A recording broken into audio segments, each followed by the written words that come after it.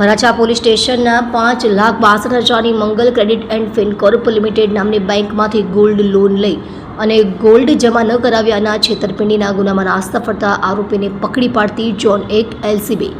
Police commissioner Shri Surat શહેરનાઓ તથા ખાસ પોલીસ કમિશનર સેક્ટર 1 તથા નાયબ police commissioner Alok Kumar zone 1 Surat શહેરનાઓએ નાસ્તા ફરતા આરોપીઓ શોધવા આપેલ સૂચના અને માર્ગદર્શન અન્વયે ઝોન 1 એલસીબી શાખાના પોલીસ માણસો हेड कांस्टेबल हरिसिंह भगवानभाई तथा पुलिस कांस्टेबल आनंदभाई राजेंद्रभाई नाओ ने संयुक्त बातमीना आधारे आरोपी नामे रौनक देवराजभाई हीरपरा उम्र वर्ष 32 धंधो बेकार रहे ए 193 संस्कार विला सोसायटी सरथाणा जकात नका पासे सरथाणा सूरत मूळ वतन गोठावदर तालुको લીલિયા જિલ્લો અમરેલીનાને પકડી પાડેલ છે. ગઈ તારીખ 21/5/2025ના રોજ ફરિયાદી રવિભાઈ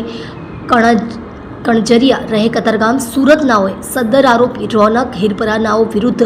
ફરિયાદ આપેલ, જેમાં આરોપીની મહાલક્ષ્મી ફાઇનાન્સમાં ચાલતી ₹5,62,000ની ગોલ્ડ લોન ફરિયાદીની બેંકમાં ટ્રાન્સફર કરવાની વાત કરી ફરિયાદીની પોદ્દાર આર્કેડમાં આવેલ